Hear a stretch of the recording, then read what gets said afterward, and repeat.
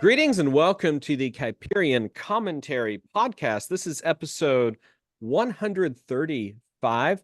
It's been a while since our last episode. I've been taking a brief hiatus here, but we're back today, and we have with us Dr. George Grant from Franklin, Tennessee. Dr. Grant, thank you for joining us on the podcast. It is my great pleasure. Great. I have questions for you, but I do want to kind of gush in your general direction for a minute or two, if that's okay. I wouldn't be here hosting this podcast if not for you, because the first time I ever heard of Abraham Kuyper was at an ACCS conference in 2007 in Atlanta, Georgia. And you gave a speech about a Kuyperian vision for education, and that was when I first heard that great quote about not one square inch in the whole domain of human existence. And so I went back to my hotel room after that and said, I need to memorize that quote. And I did. So thank you for that. And also, the reason I wanted to talk to you is you have you've written so many things over the years, but one thing that you've done for me and for other people is just spark an interest in reading. Just through reading your old Giles Kirk reading lists, I was introduced to Arthur Quiller Couch and A.S. Byatt and Umberto Eco and my favorite living writer, Tim Powers, and just a host of other people that have really been wonderful. So thank you for that. Absolutely. What I wanted to talk about is just the value of reading in the Christian life. We tend to like to get into our theological topics, theological arguments and discussions, but I wanted to sort of ask you about the topic of literature, and just start the conversation by asking, what do you think is the value of literature in the life of a Christian? Well, obviously, one of the things that we all know to be true is that God has revealed himself and his good providence and his purposes in redemption through words and stories. And as a result, he gives us his riches to read right from the start. So reading is of vital importance for us as Christians, because here is where we have direct revelation from God in his word, in his Bible. And in order to really read the Bible well, we have to learn how to read well. In order to read well, we have to be able to recognize all of the different genres that we're reading. Obviously, there's a lot of didactic teaching in the Bible, where we have just, straightforward instruction. But the vast proportion of the rest of the Bible is history, and it's parable, and it's proverbs, it's allegories and metaphors. It's what J.R.R. Tolkien called true myth.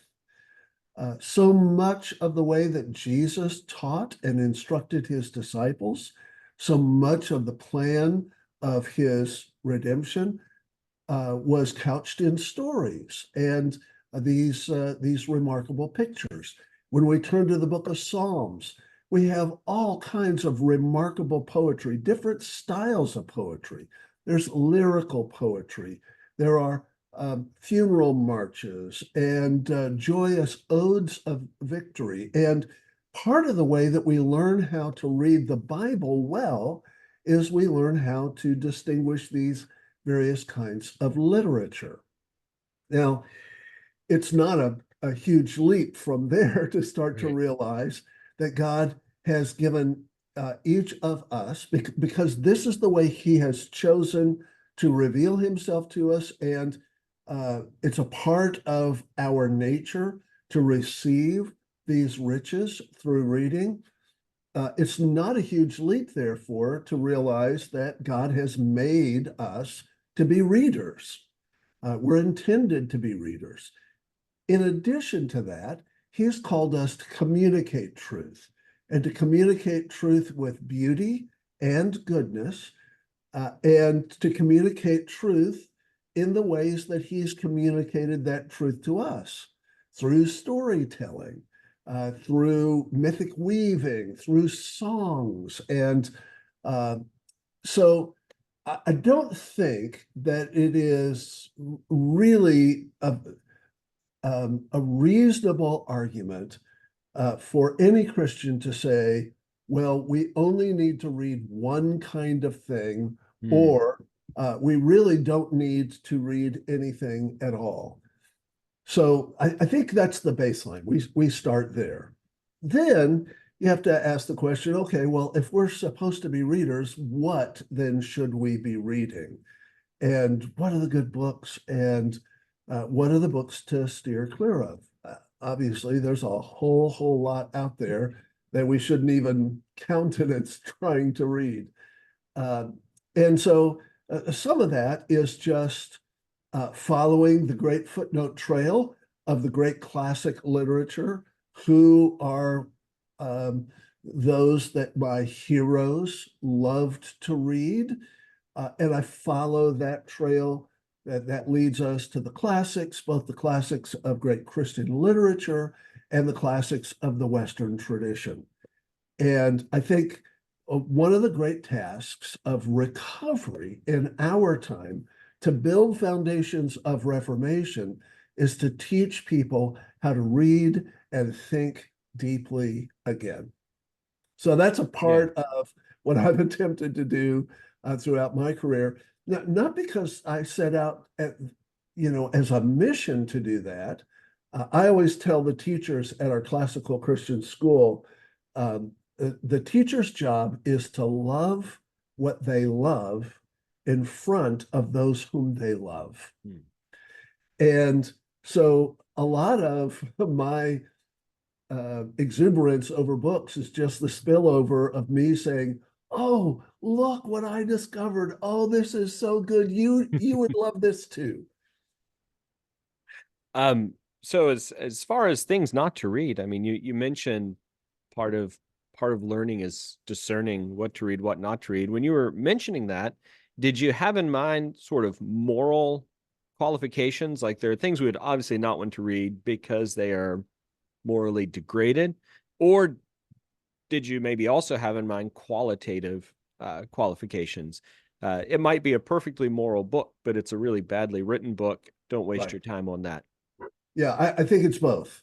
I think the first and foremost thing is we only have a limited amount of time on this earth. What do we want to spend our time on? It's a matter of stewardship. So we want to read things that are going to be beneficial. Now, oftentimes when we're researching a subject, I have done a lot of work in the pro-life arena, for instance. Right. And that has meant that I've had to read some really awful stuff in order to really prepare, both to expose it, but also to understand it. So I'm not saying that we put on Pollyanna glasses and we never look at anything that is impure. We have to be in the world and we have to understand our world. But at the same time, when we're reading for pleasure or we're reading for edification, we need to exercise good discernment. And part of the way we do that is through the recommendations of others. Part of the way that we do that is following that footnote trail through the classics. And part of the way that we do that is we learn discernment on our own, and we simply say, okay, this is a bad book. I'm not going to finish it. And I used to do a book review column years ago for World Magazine, and oftentimes the editors would send me books and say, we really want you to read this. And I will very often write back and say, I know this is on the Christian bestseller list, but it is schlock. And I can tell it's schlock from the first 3 pages. Not only do I not want to read it, but the worst review that I can give this book will not be as impactful as if I don't review it at all. So sometimes just simply saying, it's not even worth reviewing. It's that Hmm. bad. Interesting. Uh, is an important step to take. Um, in terms of those sorts of books, what is schlock, what is not? I mean, there's obviously some um, subjective quality to that, but there's also sort of objective standards. Um, One thing that I've enjoyed over the years, I'm going to use an example and maybe see if you'd like to talk just for a minute about it. Um, I had a prejudice at one point against the Mitford books by Jan Karon. I Mm. wasn't going to read them because I'd heard people who were smarter than me say, yeah, read Wendell Berry's Port William books. They're good. Uh, Jan Karon is schlock. And then I read an article somewhere where you were recommending Mitford. And I said, well, if George Grant says Mitford's good, I'm going to read it. And I read it and I loved it. Um, but obviously there's a standard difference there. This thing that some people love and say this is a really great Christian work of something to read and enjoy versus someone else who says, "Oh no, don't read that. That's poorly written or whatever." How do Yeah. you discern? How do you develop that good Well, taste?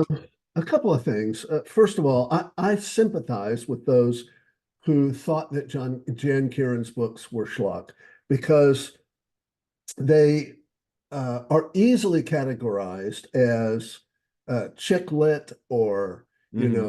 sort of Pollyanna Christian sort of stories. They're not that at all. Right.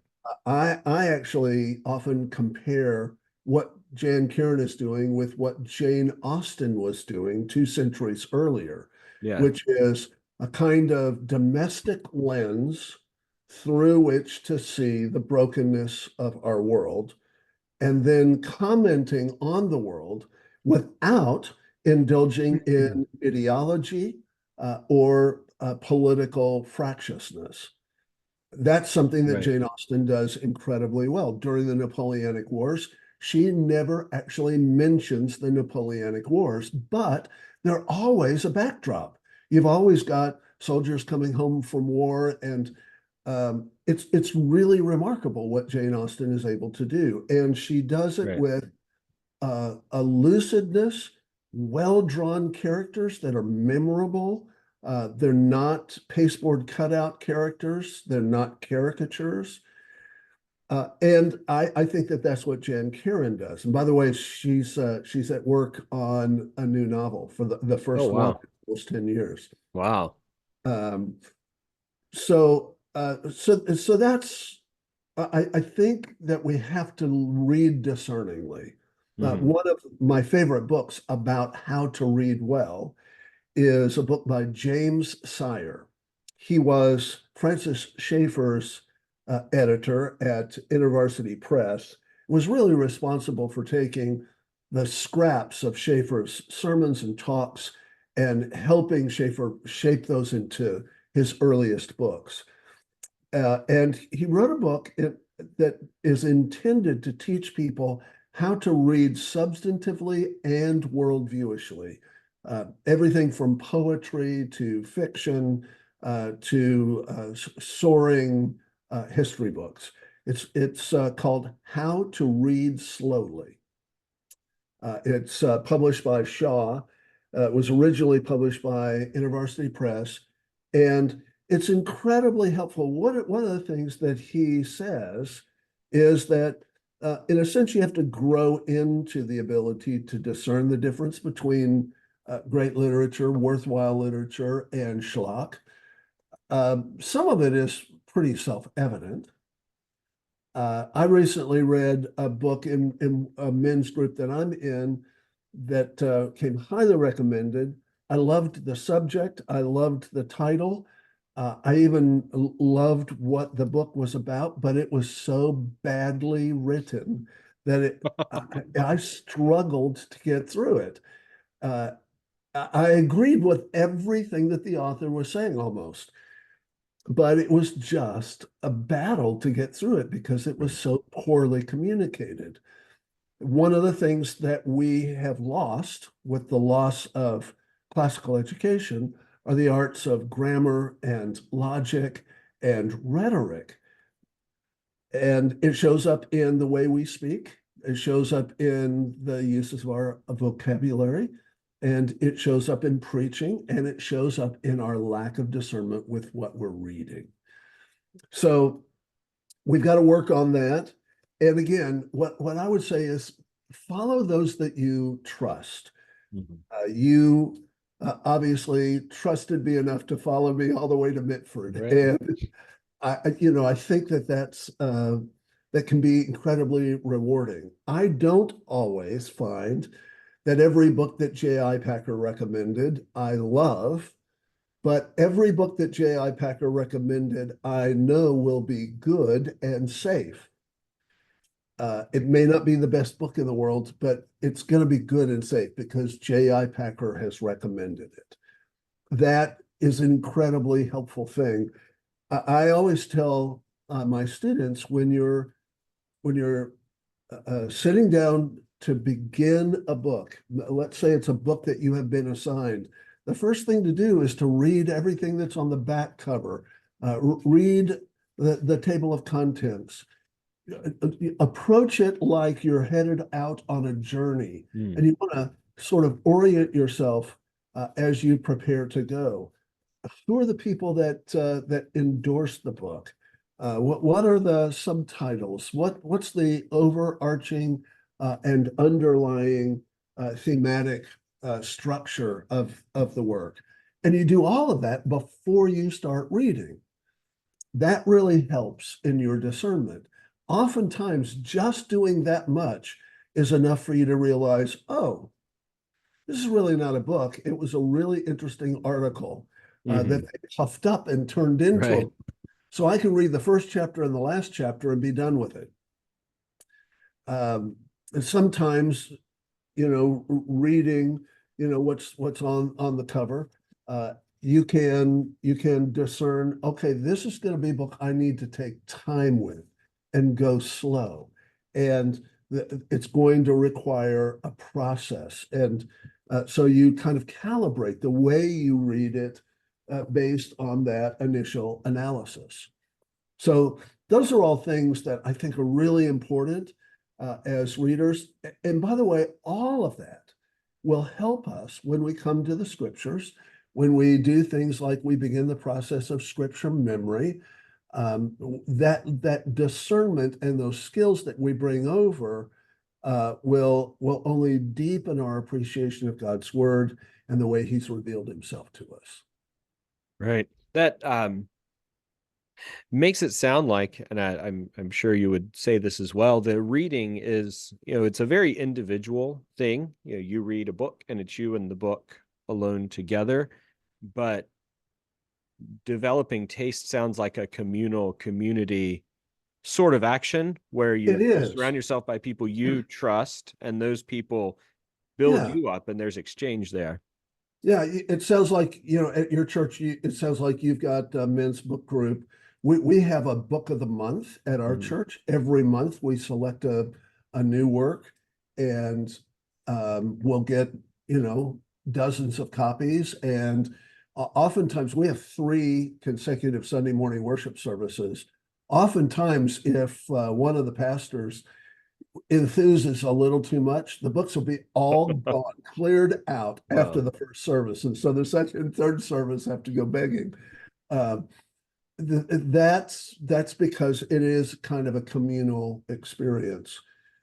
There's some books that should be enjoyed communally rather than individually. I mean, families that read the Narnia stories together out loud on car trips will remember that the rest of their lives. Right. They'll remember the voice that mom used to voice Reapy Cheap or Puddleglum, and that becomes a part of the way the story is internalized and becomes a part of our internal library, in a sense. There are other times where, even though you may be all alone, there are other times where you just need to read out loud Poetry, for instance, should almost always be read Mm. out loud because it's musical. And part of the beauty of the poem comes from the rhythms and the sounds of the words as they link up or separate from one another. And so, um,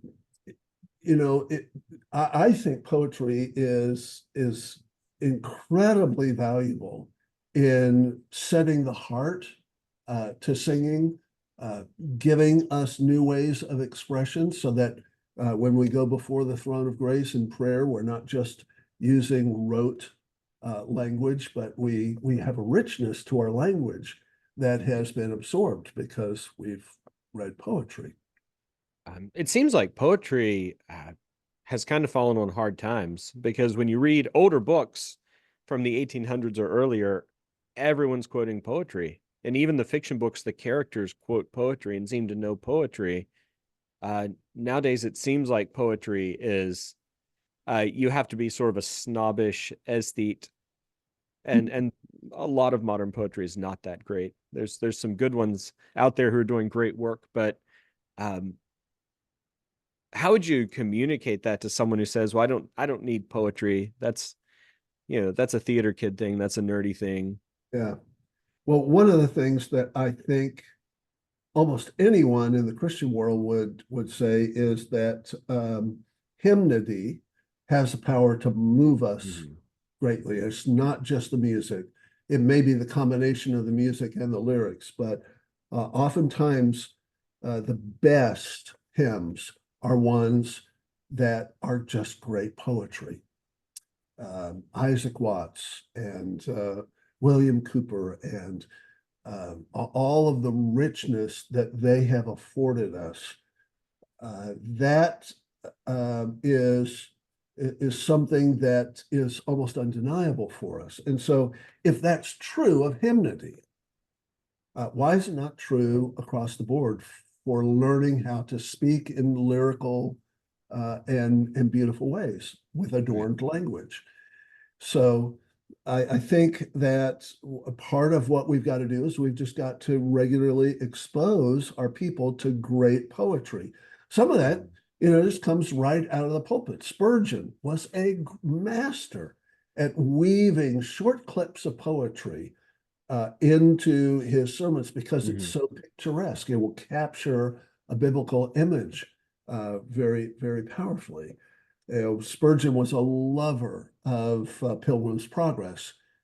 In his lifetime, it's as he estimated that he'd read it more than 100 times, Wow. uh, which means that so much of that language would just kind of come right out, and the images would be there. To do an analysis of all of Spurgeon's use of Pilgrim's Progress, Slough of Despond, Hill of Difficulty, the Celestial City, all of that kind of language comes right out of Bunyan. And it was because he utilized that rich resource, that treasure house of beauty in his life, and his sermons were just a spillover.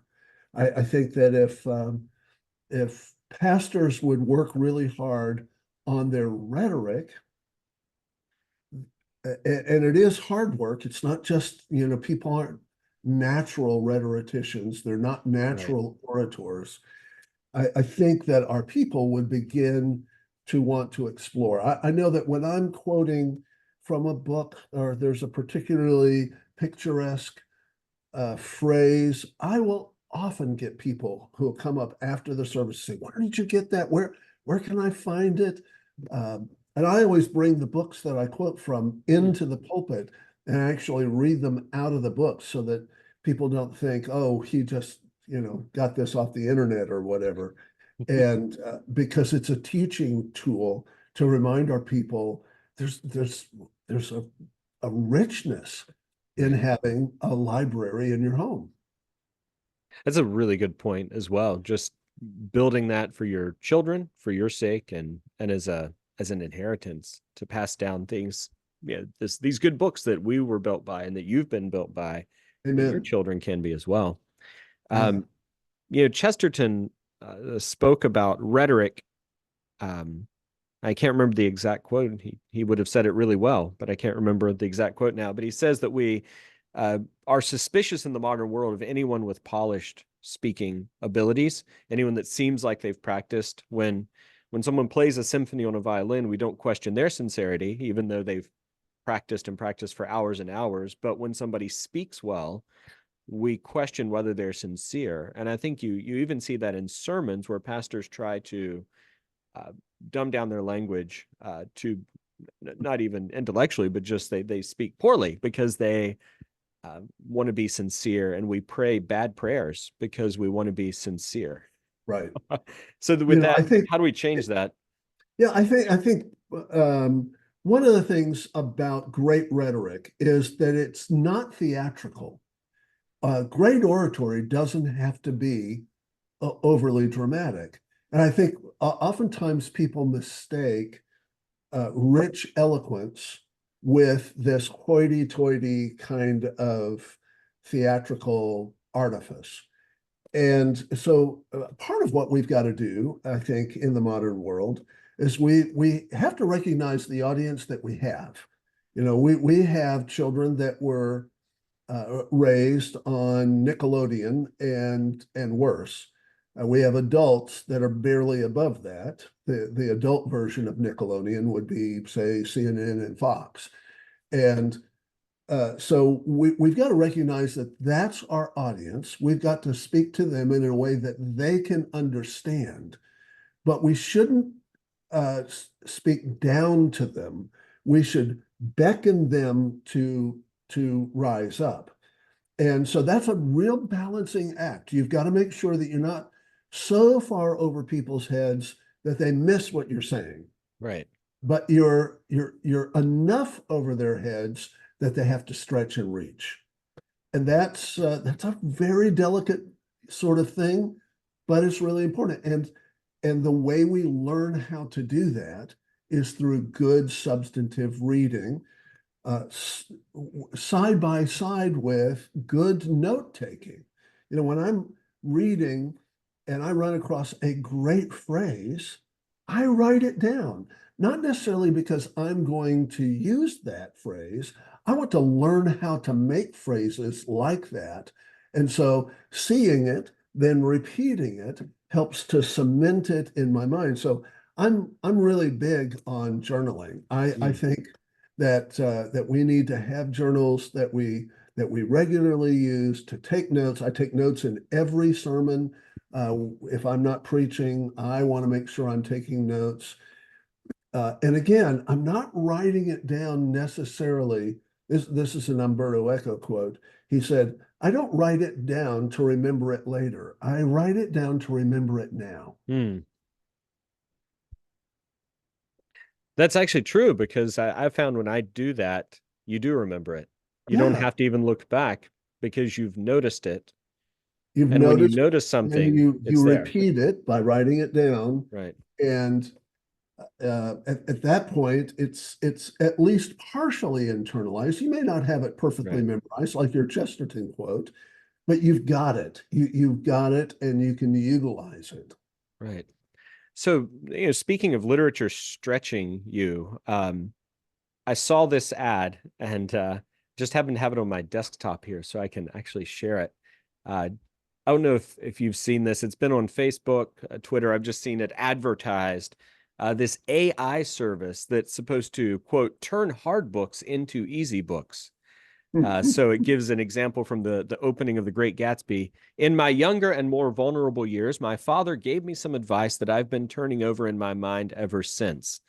And the AI service transforms that into when I was young, my dad told me something I still think about. So the Well, idea is you could read all the, great books much more quickly because they're going to be easier for you to read. Um, that seems to indicate that the only important thing about it is I know the plot so that I can sound yeah, informed. Um, yeah. what's the value of the language itself? Yeah. Well, first of all, what that is the result of Enlightenment reductionistic rationalism. Hmm. It's just assuming that the only thing that is important are the facts. when in fact the wonder of great literature is the experience of the words, the colors, the characters. The story may be a meandering story, or it may be incredibly predictable. You pretty much know that the moment that Pilgrim leaves the wicket gate and starts off on his journey, he's going to make it to the celestial city. He's got stuff going on along the way, but it's chutes and ladders. You know you're going to make it. But the process of making your way, being introduced to these characters, the beauty of the words, the music that causes some moments to soar, and then you settle back down, and then you have this moment of tension. All of that is woven by the language, the richness of the language.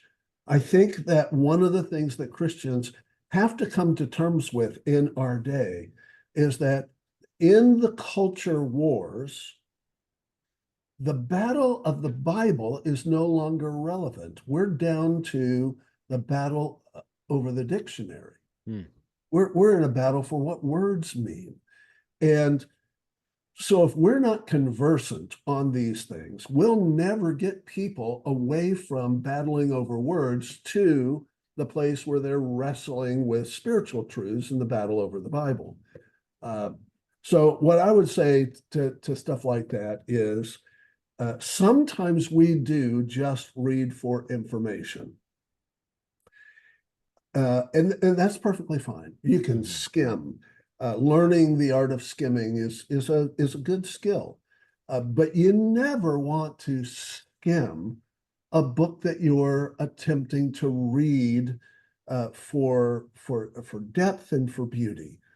So I would never skim a novel. I would never skim a poem. I don't ever skim a biography or a great work of history. I skim the newspaper. Right. So do you think, we're low on time here? I could ask you another question, but we've only got 4 minutes. So I want to kind of shift here a little bit, just for some practical advice for people who are watching this and say, I want to start the journey. I want to start being well read. I want to enjoy literature. Maybe two questions, and you can answer one or both. What are you reading these days? And where would you set someone out on their journey? If you're going to take the first step, following the trail, following the footnotes, following the recommendations, what's a good first step into that world? Well, first, I would say that the first step ought to be go find a really good simple classics list, set reasonable goals, maybe one book a month or one book every 2 months. There are great lists. I've got some on my website. There are some in my book, Shelf Life. There are hosts of others. Every year at the end of the year, everybody from National Review to, a host of World Magazine, they do lists of here are the best books of this year. I'd start there. In terms of what I'm reading right now, I tend to go in little binges. I just got through a binge of reading books by and about Theodore Roosevelt's sons, Archie, Ted Jr., Quentin, and Kermit, and following their careers. All of them were remarkable, almost as remarkable as their father. And so I probably read 9 or 10 books about or by each of those kids. I'm also pouring through the works of Samuel Miller. Samuel Miller was one of the founders of Princeton Theological Seminary, and is one of the great heroes of the Presbyterian world. And this is brand new from Log College Press. I love the stuff from Log College Press. Right. called The Utility and Importance of Creeds and Confessions. So I'm reading that right now. I'm also kind of on a Christopher Dawson kick right now.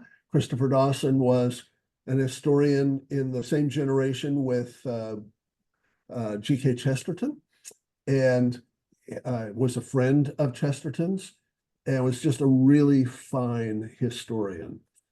I strongly recommend that those who are really looking to begin a rich program of reading really vary their reading.